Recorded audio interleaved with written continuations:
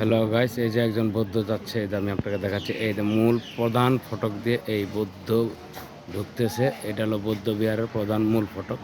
আমি আপনাকে একটু তুলে ধরা দেখার ব্যবস্থা করে দিচ্ছি। এই যে আসতেছে, আর এই যে মূল ফটক, এই যে এখানে এইটা রাস্তা। আচ্ছা, আমরা এখন বৌদ্ধ বিহারে আছি, রামু বৌদ্ধ বিহারে। এখানে আসছি আমরা একটা ভ্রমণে। এইটা হলো রামু বৌদ্ধ বিহারের রাস্তা। এখানে এই রাস্তাটা দিয়ে ঢুকে আপনাদেরকে এই যে এখানে যেতে হবে। এই যে মেন গেট। আমি বাইরের দৃশ্যটা আপনাকে তুলে ধরার ব্যবস্থা করে দিলাম। হ্যাঁ, এটা দেখার সুযোগও করে দিলাম। আর এই যে এটা দেখতেছেন যা। এখন আমি এখানে অবশ্যই ঢুকতেছি। ঢোকার পরে আপনাকে এই ভিতরের যেই জিনিসগুলো আছে সেগুলো আপনাকে দেখার ব্যবস্থা করলাম পুরোটা। আমি এখন চলে যাবো এখান থেকে। এখন এখান থেকে চলে যাওয়ার পরে আমি চলে যাব এখন রামু বৌদ্ধবিহার থেকে চলে যাব হিমছড়ি। আর এইখানে তো কাজ করতেছে, আমি আগের ভিডিও আপনাদেরকে দেখাইছি। হিমছড়ি চলে যাবে, হিমছড়ি নীলগিরি যেটা, ওইখানে যাব এখন আমরা। ওখান থেকে হয়তো রাত্রে 12টা কি 1টা বাজবে ফিরতে আসছে।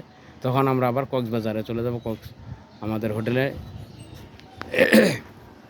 তো এই আমি আপনাদেরকে দেখার সুযোগ করলাম। আচ্ছা, যতটুকু দেখাইতে পারছি জানি না কতটুকু পারছি আপনাদেরকে, তো আমি এইটুকুই দেখাইলাম।